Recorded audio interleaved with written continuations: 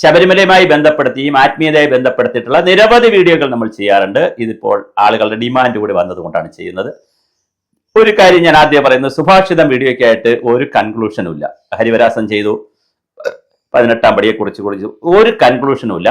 ഞങ്ങൾ കണ്ടെത്തുന്നത് എവിടെ നിന്ന് ചോദിച്ചാൽ പുരാതനമായി കിടക്കുന്ന രേഖകളിൽ നിന്നാണ്. ഒന്നുകിൽ ചരിത്രകാരന്മാർ, അല്ലെങ്കിൽ പുരാതന രേഖകൾ, പിന്നെ യൂട്യൂബ് വീഡിയോ, പല എല്ലാത്തിൽ നിന്നും എടുക്കുന്നതിന്റെ അതിൽ എന്താണ് ഉള്ളതെന്ന് നമ്മൾ നോക്കുകയും അതിൽ യുക്തിക്ക് നിരക്കുന്ന കാര്യങ്ങൾ പൊതുസമൂഹത്തോട് പറയുകയും ചെയ്യും.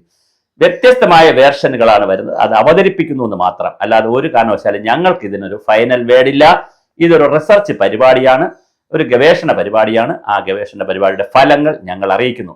ഇന്നലെ ഞങ്ങളുടെ ഗവേഷക സംഘം ഇന്നലെയായി കണ്ടുപിടിച്ചതെന്ന് പറഞ്ഞാൽ ഇങ്ങനെ ഒരു ഹെലികോപ്റ്റർ കണ്ടുപിടിക്കുമ്പോൾ, വിമാനം കണ്ടുപിടിക്കുമ്പോൾ ഇരുന്ന് കണ്ടുപിടിച്ചതല്ല. ഞങ്ങൾ നിരീക്ഷിച്ച് ഞങ്ങളുടെ പുസ്തകങ്ങളിൽ നിന്ന് ഞാൻ കിട്ടിയിരുന്ന രേഖകൾ പ്രകാരം ശബരിമല അയ്യപ്പന്റെ സഹോദരിയാണ് മാളികപ്പുറത്തമ്മ. ഒരു പക്ഷെ ആദ്യമായിട്ടായിരിക്കും ഇങ്ങനെ ഒരു വീഡിയോ കേരളത്തിലോ ലോകത്തോ പുറത്തു വരുന്നത്. എങ്ങനെയാണ് ഈ സഹോദരി ആയി എന്നുള്ള ഒരു കഥയാണ് നമ്മൾ മനസ്സിലാക്കേണ്ടത്. അതായത് ഭൂതനാഥ വ്യാഖ്യാനം എന്നൊരു പുസ്തകം പന്തളം രാജകൊട്ടാരത്തിൽ നിന്ന് മുമ്പ് ഇറങ്ങിയിട്ടുണ്ട്. വലിയ തമ്പുരാൻ എഴുതിയതാണ്. അത് സംസ്കൃതമാണ് എന്നാണ് ഞാൻ മനസ്സിലാക്കുന്നത്. അത് മലയാളത്തിലും വന്നിട്ടുണ്ടാകാം, കാരണം അത് ഞാൻ കണ്ടിട്ടില്ല. എന്നാൽ ഭൂതനാഥ സർവസ്വം എന്ന പേരിൽ വിദ്വാൻ കുർമള്ളൂർ നാരായണപിള്ള ഒരു പുസ്തകം എഴുതിയിട്ടുണ്ട്. പിന്നെ ഒരു കിളിപ്പാട്ടും വന്നിട്ടുണ്ട്.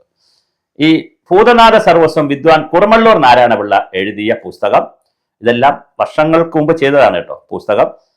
അതിൽ ഈ മഹർഷിയുടെ നിഗ്രഹവുമായി ബന്ധപ്പെടുത്തി പറയുന്നുണ്ട്. മഹിഷാസുരൻ നമ്മൾ കേട്ടിട്ടുണ്ട്, മഹർഷി എന്നൊക്കെ പറയുന്ന സംവിധാനമൊക്കെ നമ്മൾ പേരുകളൊക്കെ കേട്ടിട്ടുണ്ട്. പുരാണ കഥ അനുസരിച്ച് ഈ മഹർഷിയെ എടുത്തെറിഞ്ഞത് പമ്പയുടെ പശ്ചിമ ഭാഗത്തുള്ള അഴുതയുടെ തീരത്ത്, അലസ എന്ന പേരും കിടക്കുന്നു, അഴുതയുടെ തീരത്ത് എടുത്തെറിഞ്ഞു എന്നൊക്കെ ഉള്ള കഥയുണ്ട്. അതിൽ ഈ യുദ്ധമൊക്കെ ഈ മഹർഷിയെ അയ്യപ്പൻ ഈ നിഗ്രഹിക്കുന്ന, അല്ലെങ്കിൽ അയ്യപ്പൻ ഇങ്ങനെ ഉപദ്രവിക്കുന്ന കഥയെ കേൾക്കുമ്പോൾ മഹാവിഷ്ണുവും പരമശിവനും കൂടി ഒന്നിച്ച് സന്തോഷിച്ചുവെന്നും ലോഹങ്ങൾ വിറച്ചുവെന്നും ദേവലോകമൊക്കെ വലിയ ഭയന്നുവെന്നും ഒക്കെ കരുതി അങ്ങനെ ഹരിഹരസുതൻ എന്ന് കരുതുന്ന അയ്യപ്പന്റെ വീരവിലാസങ്ങളൊക്കെ അങ്ങനെ നടക്കുന്ന സമയത്താണ് ഈ മഹർഷിയെ ഇങ്ങനെ ഉപദ്രവിച്ച, അല്ലെങ്കിൽ മഹർഷിയെ കൊന്ന് ചെയ്യുമ്പോഴാണ് അതിൻ്റെ കൂട്ടത്തിൽ ഈ മഹർഷി അപ്പോൾ കേണപേക്ഷിക്കും, എന്നെ കൊല്ലരുതെന്നൊക്കെ പറയുമ്പോൾ മഹർഷിയെ ഈ ശാസ്താവ്, ഈ മണികണ്ഠനല്ല, ശാസ്താവ് എന്ന് പറയുന്ന ഹരിഹരസുതൻ എന്ന് പറയുന്നതാണ് കുറച്ചുകൂടെ നല്ലത്, തഴുകുകയും, ജസ്റ്റ് ഒന്ന് തഴുകുകയും, അപ്പോൾ ലീല എന്ന് പറയുന്ന ഒരു വനിത, അതിൽ നിന്ന് സുന്ദരിയായ ഒരു വനിതയുണ്ടായി. അവരുടെ പേര് ലീല എന്നാണ്. അപ്പൊ ലീലയ്ക്ക് ശാപമോക്ഷം കിട്ടുകയാണ് ചെയ്തത് ശരിക്കുമെന്നാണ് കഥ. അപ്പോൾ ലീല പറയും, എന്നെ വിവാഹം കഴിക്കണം എന്ന് പറയും. കാരണം സുന്ദരിയായ ലീലയെ എന്നെ രക്ഷിച്ച, എനിക്ക് ശാപമോക്ഷം തന്ന ഹരിഹരസുതൻ എന്നെ വിവാഹം കഴിക്കണമെന്നുള്ള വളരെ വലിയ ഒരു വിഷയം ചർച്ചയ്ക്ക് വരും. അപ്പോൾ അദ്ദേഹം, അതിന് ശ്ലോകം തന്നെയുണ്ട്, ഈ വിദ്വാൻ കരിമള്ളൂർ നാരായണപിള്ള അതിന് ശ്ലോകം തന്നെയുണ്ട്, ലീല ചൊല്ലിയതായി പറയുന്ന ശ്ലോകം തന്നെയുണ്ട്. ഞാൻ സംസ്കൃത ശ്ലോകം ഇപ്പൊ പറയുന്നില്ല, നമുക്ക് വീഡിയോയിൽ ഫാക്സ് പറയുന്നുണ്ടെങ്കിൽ അതിനൊരു കാര്യമില്ല. അത് താല്പര്യമുള്ളവർക്ക് വേണമെങ്കിൽ, അല്ലാതെ നമുക്ക് നമ്മുടെ സെന്ററുമായിട്ട് ബന്ധപ്പെട്ടാൽ നമുക്ക് അയച്ചു തരാം. അപ്പോൾ അവിടെ വെച്ച് പറയുകയും, എന്നാൽ അയ്യപ്പൻ അപ്പോൾ പറയുന്നുണ്ട്, എന്താണ്, അത് പറ്റത്തില്ല സഹോദരി, നിങ്ങൾ ഒരു കാര്യം ചെയ്യുക. സഹോദരി എന്നല്ല, അത് പറ്റത്തില്ല, കാരണം ഞാൻ ബ്രഹ്മചാരിയാണ്, അതുകൊണ്ട് അത് പറ്റത്തില്ല. ഹരിഹരസുതനായ ഞാൻ ബ്രഹ്മചര്യം ആഗ്രഹിക്കുന്നു, അതുകൊണ്ട് ഒരു കാര്യം ചെയ്തോളൂ, നിങ്ങൾ സഹോദരി ഭാവത്തോടെ, സ്വന്തം സഹോദരി അല്ല കേട്ടോ, നമ്മളങ്ങനെ തുടക്കത്തിൽ പറഞ്ഞാൽ സ്വന്തം സഹോദരി അല്ല, സഹോദരി ഭാവത്തോടെ എൻ്റെ വാമഭാഗത്ത് 200 മീറ്റർ മാറി നിങ്ങൾ വന്ന് സമാധി പോലെ അവിടെ ഇരിക്കുക. അങ്ങനെ സമാധി പോലെ ശബരിമല ക്ഷേത്രത്തിൽ 200 മീറ്റർ മാറി പന്തളം രാജകൊട്ടാരത്തിന്റെ കൂടി സഹായത്താൽ, അവരുടെ തന്നെ നേതൃത്വത്തിൽ അവിടെ മാളികപ്പുറത്ത് അമ്മയെ അങ്ങനെ വച്ചു എന്നൊരു വിജയമുണ്ട്, ഒരു കഥയുണ്ട്. ഇനി അതിനോടനുബന്ധിച്ച് മറ്റൊരു കാര്യമുണ്ട്. അതായത് അവിടെ മാളികപ്പുറത്തമ്മയുടെ അവിടെ നടക്കുന്നത് മഞ്ചാംബിക എന്നൊരു പേര് മാളികപ്പുറത്തമ്മയ്ക്കുണ്ട്. ധർമ്മശാസ്ത്രാവിന്റെ, ഞാൻ ഈ പറഞ്ഞ പോലെ ഈ അയ്യപ്പന്റെ ക്ഷേത്രത്തിന്റെ 200 മീറ്റർ അകലെയാണെന്ന് പറഞ്ഞല്ലോ, പീഠം മാത്രമേ ആദ്യം ഉണ്ടായിരുന്നുള്ളൂ. പിന്നെ അവിടെ ദുർഗാ പൂജയും മാളികയുടെ ആകൃതിയിലുള്ള പൂജയൊക്കെ, ഇത് കെട്ടിടമൊക്കെ ഉണ്ടാക്കി, പിന്നെ അത് കഴിഞ്ഞിട്ട് ഭഗവതി സേവയൊക്കെ നടത്തി.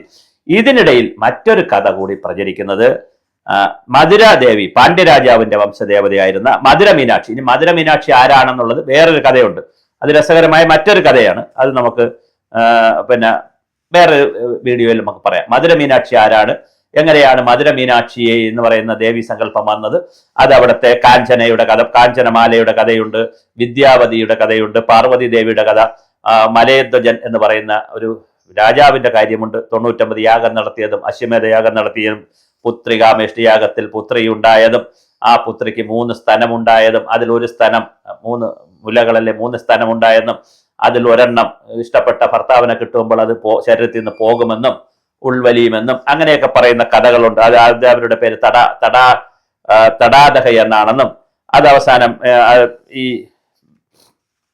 അത് ഇങ്ങനെ എന്താണ് ദേവനെ കാണുമ്പോൾ അത് പോയെന്നും അതിനുശേഷം മധുര ക്ഷേത്രത്തിൽ വന്നുവെന്നും അതിൽ വിലയിച്ചു എന്നും അവരുടെ വേറെ കഥയുണ്ട്. അതിപ്പോ പറഞ്ഞാൽ നമുക്ക് ഈ കഥകൾ തീരുകയില്ല. എന്നാൽ അടുത്ത ഒരു കാര്യം കൂടി കേൾക്കുന്നുണ്ട്. അടുത്ത വേറൊരു കഥ കൂടി ഇതിനകത്ത് പറയുന്നുണ്ട്. എനിക്ക് രേഖ കിട്ടിയിരിക്കുന്നത് തത്വമസിയുടെ തിരുസന്നിധിയിൽ എന്ന പുസ്തകത്തിൽ നിന്ന്, എം ദിവാകരൻ എഴുതിയ പുസ്തകത്തിൽ നിന്നുള്ളതാണ്. അദ്ദേഹത്തിന്റെ കണ്ടുപിടുത്തമല്ല. അതെന്ന് പറയുന്നത് ഗാലവ മുനിയുടെ മകളായിട്ടുള്ള ലീല ഭർത്താവായ ദത്തന്റെ ശാപം മൂലം മഹിഷിയായി മാറി. അപ്പൊ ആരാണ് ഈ മഹിഷി എന്നുള്ളത് ഇപ്പൊ മനസ്സിലായല്ലോ. ലീല, നേരത്തെ പറഞ്ഞ ലീലയുടെ കഥ തന്നെയാണ്. അയ്യപ്പനിൽ നിന്ന് മോക്ഷം നേടി മാളികപ്പുറത്തമ്മയായി എന്നുള്ളൊരു കഥ. അതാണ് നമ്മൾ പറഞ്ഞ കഥയുമായി കണക്ട് ചെയ്യുന്ന കഥ. ഇനി വേറൊരു കഥ പറയുന്നത് കരമ്പന്റെ പുത്രിയും മഹിഷാസുരന്റെ സഹോദരിയുമായ മഹിഷിയാണ് മാളികപ്പുറത്തം. അതും ശാപമോക്ഷം കിട്ടി വന്ന കഥ. ഇനിയാണ് മറ്റൊരു ഭൗതിക കഥ വരുന്നത്. ഈ കഥകൾ പലരും, ഞാൻ പറഞ്ഞല്ലോ, നമ്മുടെ ഹിന്ദു ആചാരം എടുത്താൽ ഒന്ന് അവതാര കഥകളുമായി ബന്ധപ്പെട്ട് ബ്രഹ്മ വിഷ്ണു മഹേശ്വര പാർവതി പരമശിവൻ ഇങ്ങനെ വരും കഥകൾ. അതേപോലെ വന്നതാണ് ഈ കഥകളൊക്കെ. അത് കഴിഞ്ഞിട്ടാണ് മനുഷ്യന് ആത്മീയമായ കഥകൾ വരും. ദേവന്മാര് അസുരന്മാർ എന്നൊക്കെ പറഞ്ഞ ആത്മീയ കഥകൾ വരും. പിന്നെയാണ് നമ്മുടെ ഈ ഭൗതിക കഥകൾ വരുന്നത്. ഭൗതിക കഥയിൽ പറയുന്നത് ആലപ്പുഴ മുഹമ്മയ്ക്കടുത്തുള്ള ചീരപ്പൻചിറ എന്ന് പറയുന്ന സ്ഥലത്ത് കളരിപ്പയറ്റ് ഉണ്ടായിരുന്നു, കളരി ആശാന്റെ. അപ്പൊ കളരിപ്പയറ്റിൽ ഒരു വളരെ പ്രധാനപ്പെട്ട പയറ്റാണ് പൂഴിയങ്കം, പൂഴിക്കടകൻ, പൂഴിയങ്കം എന്നൊക്കെ പറയും. നമ്മൾ സാധാരണ കളിയാക്കി പറയാറുണ്ടടാ അവസാനം തോക്കുമ്പോൾ മണ്ണുമാരി കണ്ണിലിട്ടിട്ട് പൊക്കൂടെന്ന് ചോദിക്കും കൈകൊണ്ട്. അതല്ല, അങ്ങനെ മണ്ണുമാരി എറിയുന്നതല്ല. പൂഴി അംഗം തന്നെയാണ്, പൂഴി മണ്ണ് തന്നെയാണ്. ഇത് കാലുകൊണ്ട് പ്രത്യേക ആകൃതിയിൽ കാലുകൊണ്ട് അംഗം കാണിച്ചിട്ട് കാലുകൊണ്ടൊരു കുറച്ച് മണൽ, അടുത്ത മണലുണ്ടെങ്കിൽ മണൽ തെറ്റി എതിരാളിയുടെ കണ്ണിൽ വീഴുകയും പിന്നെ അദ്ദേഹത്തിന് മുന്നോട്ട് പോകാൻ കഴിയാത്ത സാഹചര്യം വരുന്ന പൂഴി അംഗമുണ്ട്. അപ്പൊ ഈ പൂഴി അംഗം പഠിക്കാനായിട്ട് കളരിപ്പയറ്റ് ആശാന്റെ അടുത്ത് നമ്മുടെ അയ്യപ്പൻ പോകുന്നുണ്ട്. മണികണ്ഠൻ എന്നുള്ള കൺസെപ്റ്റിലാണ് മണികണ്ഠൻ അയ്യപ്പൻ, പന്തള രാജ്യത്തുള്ള അയ്യപ്പനാണ്. അപ്പൊ അത് മണികണ്ഠനായിരിക്കും. ഈ പോകുന്ന സമയത്ത് അദ്ദേഹം വഴി ചോദിച്ചു, കൂട്ടുകാരനോട് വഴി ചോദിച്ചപ്പോൾ വെളുത്തച്ഛൻ എന്ന് പറയുന്ന ഒരാളാണ് വഴി കൊടുത്തത്. ഈ വെളുത്തച്ഛനെ വെളുത്തോൻ എന്നും പറയുന്നുണ്ട്. ചേർത്തല ആർത്തുങ്കൽ പള്ളിയുമായി നസ്രാണി കുടുംബം, നസ്രായി കുടുംബം എന്ന് പറയാൻ കാര്യം യേശു ജനിച്ച നസ്രയത്തിൽ നിന്ന് വന്നവരോ നസ്രയത്തിനോട് ആഭിമുഖ്യമുള്ളവരോ നസ്രാണി കുടുംബം. അപ്പൊ ആർത്തുങ്കൽ, പിന്നെ അന്ന് പള്ളി ഇല്ല കേട്ടോ, പിന്നെയാണ് പള്ളി വന്നത്. പക്ഷെ അവിടെ ഉള്ള വെളുത്തോൻ എന്ന് പറയുന്ന, അല്ലെ വെളുത്തച്ഛൻ എന്ന് പറയുന്ന ക്രിസ്ത്യാനിക്ക് വെളുത്തച്ഛൻ എന്ന് പേരുണ്ടോ എന്നുള്ള ചർച്ച വേറെ നമുക്ക് നടത്തണം. എന്തായാലും അയാളോട് വഴി ചോദിച്ചപ്പോൾ അയാൾ പറഞ്ഞു, അതാണ് ഈ ആർത്തുങ്കൽ പള്ളിയായിട്ടുള്ള അയ്യപ്പന്റെ ബന്ധം. അയാൾ പറഞ്ഞു, നിങ്ങൾ പന്തളം കൊട്ടാരത്തിൽ നിന്ന് വരുന്നു എന്ന് പറഞ്ഞ് അങ്ങോട്ട് ചെന്ന് കയറിയ അവിടെ പഠിപ്പിക്കത്തൊന്നുമില്ല, നിങ്ങൾ അവരുമായിട്ട് ശരിയാവൂലേ കളരി ആശാൻ, നിങ്ങൾ അതുകൊണ്ട് വേറെ പേരിട്ട് പോകണമെന്ന് പറയുമ്പോൾ ശബരീശൻ എന്ന് പറയുന്ന, ശബരിയാർ എന്ന് പറഞ്ഞൊരു പേരിട്ട് പോകാമെന്ന് പറഞ്ഞ് ശബരിയാർ എന്ന പേരിട്ട് അവിടെ ചെന്നു. അവിടെ ഈ ചെന്നപ്പോൾ അത് ഉദയനനെ കൊല്ലാനും വേണ്ടിയിട്ടുള്ള അംഗം പഠിക്കാനാണ് പോയത്. ഉദയനന്റെ ദുഷ്ടത്തരത്തിൽ ഉദയനനെ കൊല്ലണം വേണ്ടിയിട്ടുള്ള കളരി പഠിക്കാൻ വേണ്ടിയിട്ടാണ് അവിടെ ചെല്ലുന്നത്. ആ സമയത്ത് അവിടെ ചെന്നപ്പോഴാണ് അവിടെ ഈ പൂങ്കൊടി എന്ന് പറയുന്ന ഒരു പെൺകുട്ടി അവിടെ ഉണ്ടായിരുന്നു. മാളിക പൂങ്കൊടി എന്ന് പറയുന്ന പെൺകുട്ടി എന്ത് സംഭവിച്ചു എന്ന് പറഞ്ഞാൽ, ഈ പൂങ്കൊടി എന്ന് പറയുന്ന പെൺകുട്ടിക്ക് ഈ അയ്യപ്പനോട്, അവിടെ പഠിക്കാൻ ചെന്ന അയ്യപ്പനോട് ഒരു മോഹം തോന്നി. അത് സുന്ദരിയായ വെളുത്ത പെൺകുട്ടിയാണ്.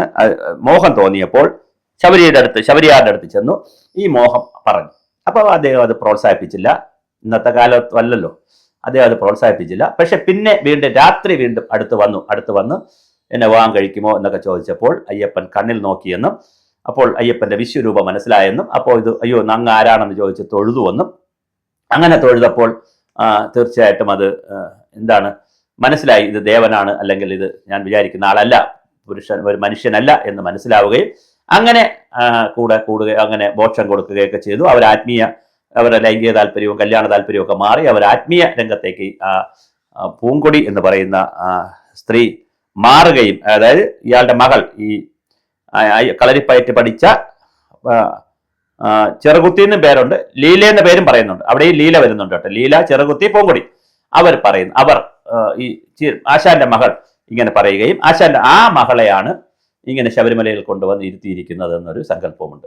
ഇനി ഈ മധുരയിൽ നിന്ന് വന്നു എന്ന് പറയുന്ന മാളികപ്പുറം എന്ന് പറയുന്നത് അവിടെ നിന്ന് കൊണ്ടുവന്ന വിഗ്രഹം നമ്മുടെ പന്തളം കൊട്ടാരത്തിൽ മച്ചിന്റെ പുറത്ത് മാളികയുടെ പുറത്ത് വെച്ച് ആരാധിച്ചിരുന്നുവെന്നും ആ മാളികപ്പുറത്തിനെ അമ്മയുടെ ഭാവത്തിൽ മണികണ്ഠൻ അവിടെ ഉണ്ടായിരുന്നപ്പോൾ അത് മണികണ്ഠൻ ഈ വിഗ്രഹത്തെയും ഈ ഇതിനെയും അമ്മയുടെ സ്ഥാനത്ത് ഈ വിഗ്രഹത്തെ കണ്ടിരുന്നുവെന്നും അതാണ് ശബരിമലയെ കൊണ്ടുവച്ചതെന്നും. അപ്പോൾ 3 സങ്കല്പമാണ് ശബരിമലയിൽ കിടക്കുന്നത്.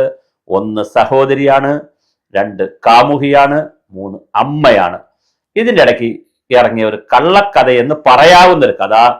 ഇവരിൽ ഈ കാമുകിയോട് പറഞ്ഞല്ലോ കല്യാണം കഴിക്കാൻ പറ്റില്ല, ബ്രഹ്മചാരിയാണെന്ന് പറഞ്ഞപ്പോൾ പിന്നെ കാമുകി കല്യാണം കഴിക്കലില്ല, അമ്മയ്ക്ക് എന്തായാലും കല്യാണം കഴിക്കാൻ പറ്റത്തില്ല, സഹോദരി ഭാവത്തിലിരിക്കുന്ന ആളിന് കല്യാണം കഴിക്കാൻ പറ്റത്തില്ല. അപ്പൊ ഇവർ പക്ഷെ ചോദിച്ച് കാണും എപ്പോഴാണ് ഇനി അയ്യപ്പൻ കല്യാണം കഴിക്കുന്നത്. അപ്പോൾ പറഞ്ഞു കാണും എന്നെ കല്യാണം കഴിക്കുന്നത് എങ്ങനെയാണെന്ന് ആയിരിക്കുമല്ലോ ചോദിച്ചത്. കാരണം അങ്ങനെ ചോദിക്കാൻ പറ്റത്തില്ല, കാരണം ഇവരെല്ലാം വേറെ ഭാവത്തിലേക്ക് മാറിയില്ലേ 2-3 പേരും. അപ്പൊ പിന്നെ ഒന്ന് അമ്മയുടെ ഭാവത്തിലേക്ക് പോയി, ഒന്ന് സഹോദരിയുടെ ഭാവത്തിലേക്ക് പോയി, ഒന്ന് കാമുകി ആത്മീയ ഭാവത്തിലേക്ക് പോയില്ലേ. അപ്പൊ പിന്നെ എന്ത് ചോദിക്കാനാണ്?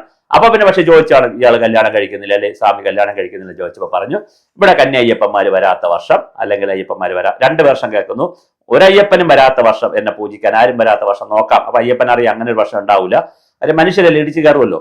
രണ്ടാമത്തെ കാര്യം എന്ന് പറഞ്ഞാൽ കന്യ അയ്യപ്പന്മാര് വരാത്ത വർഷത്തിൽ വിവാഹം കഴിച്ചോളാം എന്ന് നോക്കാം, അപ്പോഴും ചിന്തിക്കാമെന്ന് പറഞ്ഞ് ഒഴിഞ്ഞു എന്നാണ് പറയുന്നത്. അതൊരു ഈ കഥകൾ ഇങ്ങനെ പറഞ്ഞു വരുമ്പോൾ നമ്മളുടെ ഒരു ഗുണം അതും കൂടെ പറഞ്ഞ് ഞാൻ അവസാനിപ്പിക്കാം. ഞാൻ ധാരാളം ക്ഷേത്രങ്ങളിൽ സന്ദർശിക്കാറുണ്ട്. ഞാൻ പക്ഷെ ഒരുപാട് സമയം ഇങ്ങനെ വിഗ്രഹത്തിന്റെ ഫ്രണ്ടിൽ നിന്നും ഒരുപാട് സമയമൊന്നും അങ്ങനെ പ്രാർത്ഥനാ നിരതനായിട്ട് നിൽക്കുന്ന ആളല്ല. അതേസമയം അപ്പം ഞാൻ കൂടുതലും ആ അമ്പലത്തിന്റെ ഐതിഹ്യം, ചരിത്രം, അവിടുത്തെ ഓർണമെന്റ്സ്, അലങ്കാര ദീപം ഇതൊക്കെ കാണുക എനിക്ക് വലിയൊരു കൗതുകം, ഒരു പഠന കൗതുകമുണ്ട്. ഒരു പക്ഷേ പഴയ കാലത്ത് അങ്ങനെയൊക്കെ ചിന്തിച്ചുകൊണ്ടായിരിക്കും ഈ കാലത്ത് ഈ വീഡിയോ ഒക്കെ ചെയ്യേണ്ടി വരുന്നത്, അല്ലെങ്കിൽ ചെയ്യാൻ ഒരു ഭാഗ്യം വരുന്നത്. ഞാൻ അങ്ങനെ പല ക്ഷേത്രങ്ങളിൽ ചെന്നപ്പോൾ, ഞാൻ ഒരു സ്ഥലത്ത് ചെന്നപ്പോൾ ഇവിടെ 2-3 വരെ ഒന്ന് പറ്റിക്കണമല്ലോ, അല്ലെങ്കിൽ അവരെന്ത് ചെയ്യുമോ നോക്കണമല്ലോ എന്ന് വിചാരിച്ചു ഞാൻ ചുമ്മാ നിന്ന് ഒരു തൂണിൻ്റെ ആ തൂണിൽ ഒരു വിഗ്രഹം ഒന്നും വരച്ചിട്ടില്ല, ഒരു ബിംബലുമില്ല. ചുമ്മാ നിന്ന് ഞാൻ കണ്ണടച്ച് 2 മിനിറ്റ് നിന്ന് 2-3 മിനിറ്റ്. പക്ഷേ അപ്പം അവിടെ ആരുമില്ല, ഞാൻ മാത്രമേ ഉള്ളൂ. ഞാൻ നിന്നിട്ട് ഞാൻ മാറി നിന്നപ്പോൾ ഞാൻ അങ്ങനെ നിൽക്കണ കണ്ടുകൊണ്ട് ഒരാളായി, 2 ആളായി, സ്ത്രീകളായി, അമ്മുമ്മയായി, അപ്പൂപ്പനായി, അതുവഴി പോയവരെല്ലാം വന്ന് 2 മിനിറ്റ് ഇത് അവിടെ ഇങ്ങനെ കണ്ണു അടച്ച് നിൽക്കുന്നു. എനിക്ക് അവരോട് പറയാൻ പറ്റുമോ ഞാൻ ചുമ്മാ നിന്നതാണെന്ന്? ഇതാണ് ഹിന്ദുവിൻ്റെ ഒരു പ്രശ്നം. അത് നല്ലതുമാണ് ചീത്തയുമാണ് കേട്ടോ. എല്ലായിടത്തും ദൈവമുണ്ടെന്ന് വിശ്വസിക്കുന്ന ആള്, സർവ്വവ്യാപിയാണ്, ആൽമൈറ്റി ഒമ്നിപൊട്ടാമസ് ആണ് ദൈവം എന്ന് വിചാരിക്കുന്ന ആളിന് എവിടെ നിന്നോളം പ്രാർത്ഥിക്കാം. അതുകൊണ്ട് ഞാൻ നിന്ന് പ്രാർത്ഥിച്ചിടത്ത് നിന്നാലും, അല്ലെങ്കിൽ ഞാൻ നിന്ന് അവിടെ നിന്ന് ഇങ്ങനെ ധ്യാനം 1 മിനിറ്റ് നിന്നതുകൊണ്ട് തെറ്റില്ല. പക്ഷെ ഞാൻ ചെയ്തത് കൊണ്ട് അവർ ചെയ്യുന്നത് എന്തിന് എന്നുള്ളൊരു ചോദ്യമുണ്ട്. മലയാളിയെ സംബന്ധിച്ചിടത്തോളം ഏത് കെട്ടുകഥ കിട്ടിയാലും, ഐതിഹ്യം കിട്ടിയാലും, പുരാണം കിട്ടിയാലും, മിത്ത് കിട്ടിയാലും വെള്ളം തൊടാതെ വിഴുങ്ങും. അങ്ങനെ വിഴുങ്ങരുത്. കൃത്യമായി നിങ്ങളും കാര്യങ്ങൾ പഠിക്കാൻ ശ്രമിക്കുക. അത് തന്നെയാണ് സുഭാഷിതം ചാനലിന്റെ ഏറ്റവും വലിയ ലക്ഷ്യം. ഒരു കാര്യം കൂടെ ഞാൻ പറഞ്ഞ് അവസാനിപ്പിക്കാം. ഞങ്ങൾ ഇതൊക്കെ ചെയ്തപ്പോൾ ഞങ്ങളോട് കൃത്യമായി ചില ഡിമാൻഡുകൾ വളരെ പ്രധാനപ്പെട്ട സ്ഥലത്തുനിന്ന് വന്നിട്ടുണ്ട്. ഇതിനെ സംബന്ധിച്ചൊരു പഠന കേന്ദ്രം നടത്തണം എന്ന് പറഞ്ഞിട്ടുണ്ട്. ഞങ്ങളത് ഗൗരവമായി ആലോചിക്കുന്നു. അതുമായി സഹകരിക്കാൻ താല്പര്യമുള്ളവർ ഞങ്ങൾക്ക് ഞങ്ങളുടെ നമ്പറിൽ അയയ്ക്കുക. ഞങ്ങൾ ഇപ്പം ശ്രമിച്ചുകൊണ്ടിരിക്കുന്നത് ഇതുമായി ബന്ധപ്പെട്ട രേഖകളെല്ലാം, പഴയ പുസ്തകങ്ങൾ, രേഖകളെല്ലാം കൊണ്ടുവരികയും അവരുടെ കൂടെ അനുവാദത്തോടു കൂടി അത് പബ്ലിഷ് ചെയ്യാൻ പറ്റുന്നത് പബ്ലിഷ് ചെയ്യുക, ഫോട്ടോ കോപ്പി എടുക്കാൻ പറ്റുന്ന ഫോട്ടോ കോപ്പി എടുക്കുക, ആർക്കൈവിലേക്ക് കൊണ്ടുപോകാൻ പറ്റുന്ന ആർക്കൈവിലേക്ക് കൊണ്ടുപോവുക. എന്നിട്ട് ഇത് പൊതുസമൂഹത്തിന് പരിചയപ്പെടുത്തുക. ചർച്ചകൾ നടക്കട്ടെ, ക്രോസ് ചെക്കിംഗ് നടക്കട്ടെ. നമ്മുടെ സമാജം തെരുവിൽ കെട്ടിയ ചെണ്ടയല്ല ആർക്കും വന്ന് കൊട്ടിട്ട് പോകാൻ, പ്രത്യേകിച്ച് അലക്സാണ്ടർ ജേക്കബിനെ പോലെയുള്ളവർക്ക്.